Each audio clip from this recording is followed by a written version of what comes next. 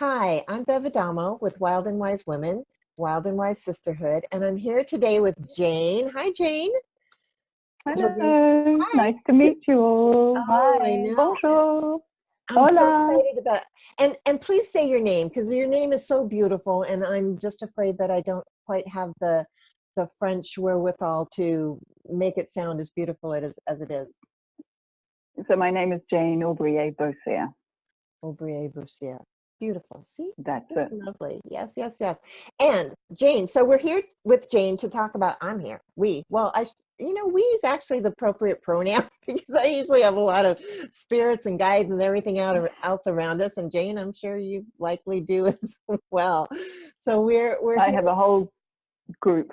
Okay, excellent. So we, all of us, are here today to talk a little bit about this exciting project that we have going on.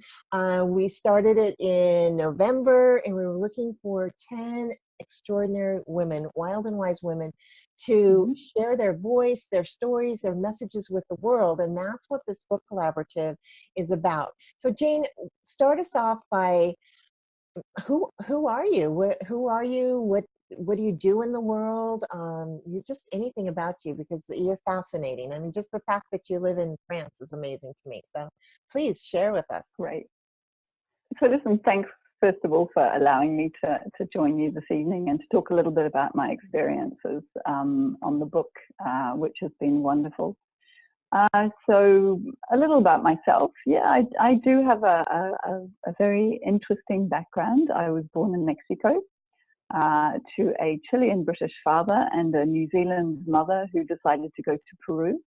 And so I was born in that beautiful country and then was brought up there until I was 10. And then we all moved as a family to New Zealand. I was quite a surprise going from Mexico City with 22 million people to a place called Tipuna, which had about 650. Wow. But I learned to really love this country. I was brought up there, did my high school, university, and then had an opportunity to come to Europe and to do my studies in France. And from France, I also did some double study in Sweden. And then at the end of my second degree, I went to work in the United Kingdom. Then I worked in Switzerland. And then I moved back to France. So in terms of, I mention that because it's a lot about who I am as a person. Certainly. My love and my interest in people and cross culture and travel and the world that we live in. But also in terms of the work that I do today, I work as a trainer and an executive coach and a facilitator, and I intervene in companies where we're looking at developing people and the soft skills of leaders and managers. How can I be better at communicating? How can I be better as a leader? How can I be better as a manager?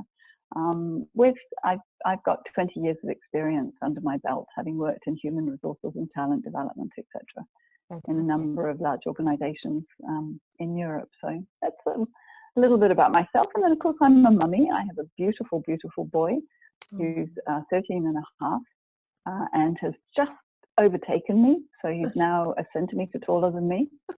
So it's hard to show any form of authority over my 13 and a half year old son. And yeah, so that's a little bit about me and the beginning of my story. Oh, beautiful, Jane. I love that. Thank you so much. Oh my gosh, how amazing. As you were taking us through, the different countries and where you were, it's just, wow, so fascinating. I so appreciate that. And being a mom, being an amazing executive level coach and all these kinds of things, I imagine your life is pretty full and busy. So when you heard this call, this invitation for authors to share your voice, what really spoke to you about that? Why did you answer that call? It's an interesting question, and it's not the first time in my life where I have found out about opportunities pretty much at the last minute, and then I see these situations, and I say these situations because I was able to join a learning program that I've been on for 3 years, where it was exactly the same thing. 3 or 4 days before the training began, I suddenly thought, oh, I must check in what's going on with this particular group. And I went in, and there was this amazing program being launched, and it was closing date 3 days from then. And I'm like, I've got to do this. And I just go. And it was similar with the book. I think it was the second call for people, in terms of you were looking at closing the deadline and you needed a few more authors. And Yes. I looked at this and I thought, you know what, this resonates very deeply. At the same time, I was kind of frightened. I'm like, oh my goodness, you know, why would I want to do this? And then why would anybody want to listen to my story? Who am I to tell it or to take the space? And yet I'm an entrepreneur. I'm looking at how can I give myself the opportunity to be more visible. I have a passion for working with women. And I think I had a story that needed to be told. So it became less about, I really want to do this story it was more of from the inside of myself and from my heart. It was as though I needed to tell my story in one way, shape, or form, and this was the perfect opportunity to do so. And then in the journey, it's been like, well, it could actually be of benefit to other people who would be reading the story. But fundamentally, it's a gift I'm making to myself, of giving myself permission to write the story. Bravo. Wow, that's awesome. Wow, you talked about so many things that I think are really key for anyone else, because this is the first book in a series of books that we're going to be doing, because I'm passionate about women finding their voices and telling their stories. And you hit on so many awesome and profound thoughts and things that were going and concepts and things that were, you know, going through your mind. And I love that, first of all, just because it was like last minute, so to speak, that didn't stop you. You said yes, you know, you came in there, and then talking about that process, because I think that's really all of our authors have run into that in one shape or another, saying, you know, well, who's going to be interested in my story? You know, who am I to be out there or to take up space? I like that, you know, how you said that was something that I know occurs to all of us in different opportunities, where we go, who, me? Yes, you. And then through the process of actually writing, coming to a place of going, you know, I think this would actually be inspiring, or could help, or could serve, you know, other women. And I love that, because that's another thing that I talk about. It's not it, you know, by saying yes to something like this, you immediately start a transformation that's happening. And then through the process of writing, there's even more transformation that's going on with you, and then that's carrying out into the world as well. So I'd like to ask you, what about the actual writing? Because sometimes people are a little concerned about, will I just have that blank page syndrome where I won't know what to write about or what to talk about, or, you know, what's my story or anything like that, and then actually getting words on paper, so to speak. How was the writing for you? Anything that you encountered that surprised you, or how was that for you? Yeah, it's a really interesting process, and again, because it was relatively, you know, we didn't have a lot of time.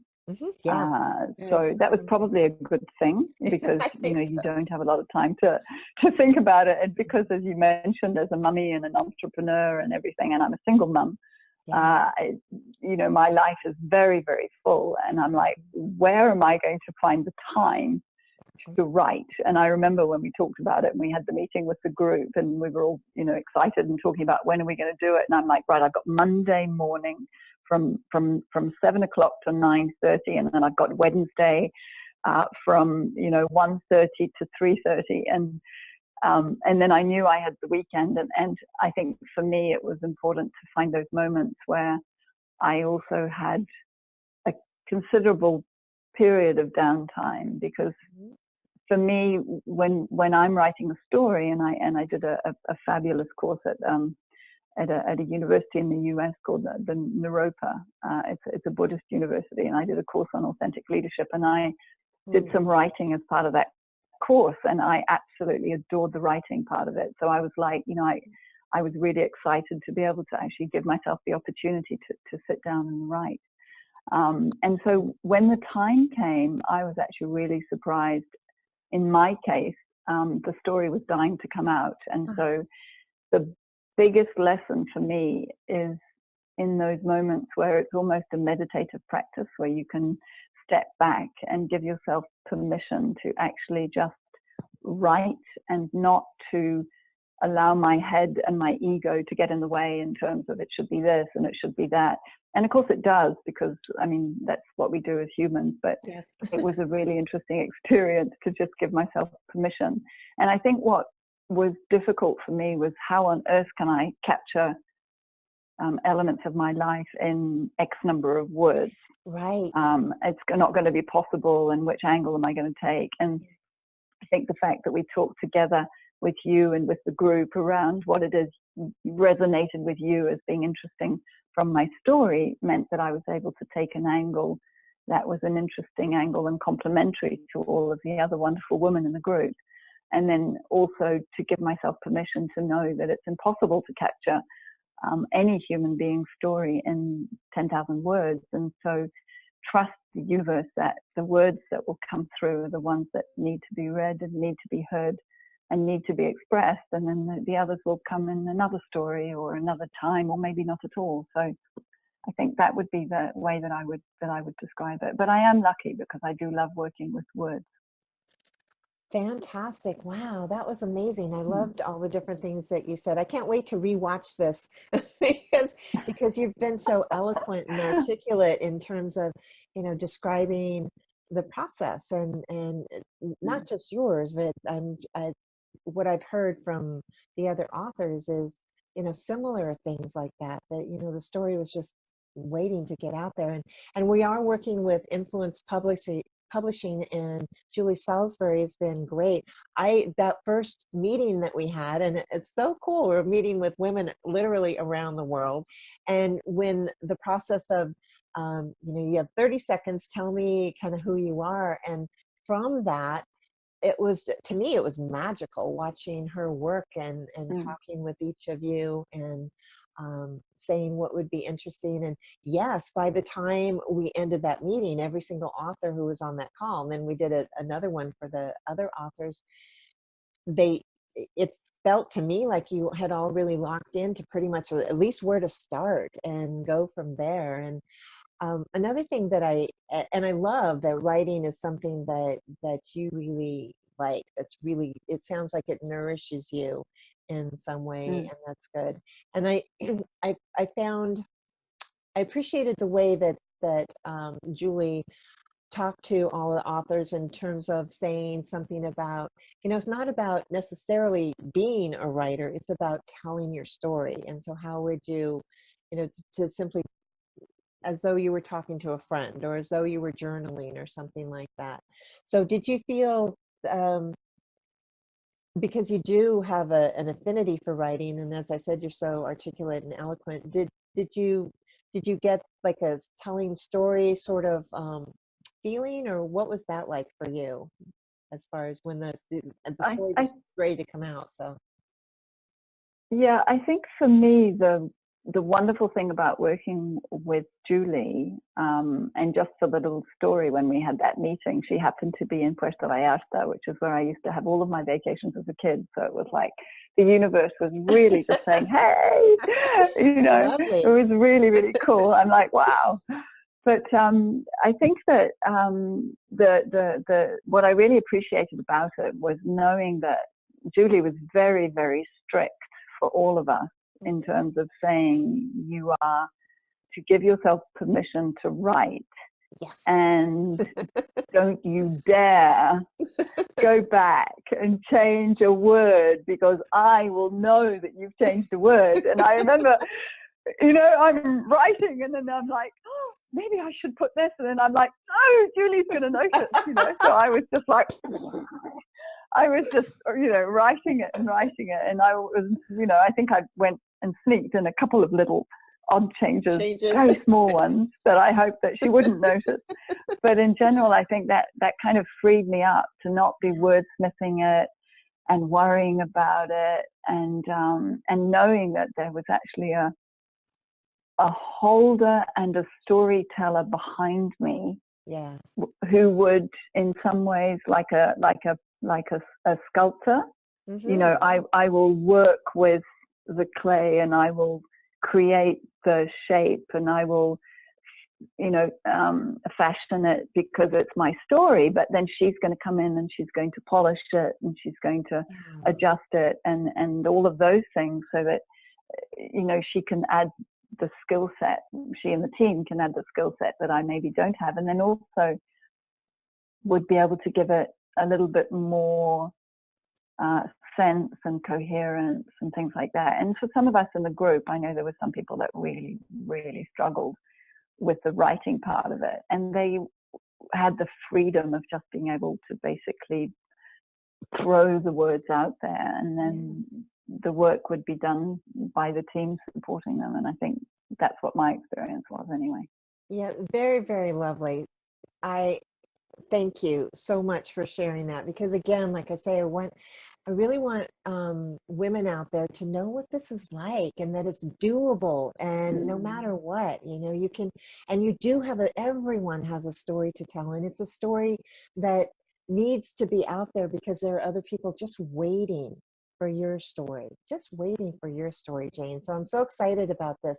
And if people want to contact you beforehand, because the book is going to be published very soon, so watch for that, and we'll have another interview with you as well, because we're going to be talking a little bit about your actual chapter and what's in it. So what's the best way for people to contact you? I think the best way for people to contact me is probably through my website. Okay.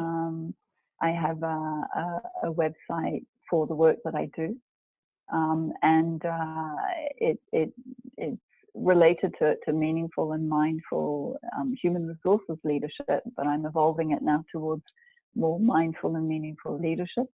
And on the website, you've got opportunities to be able to contact me.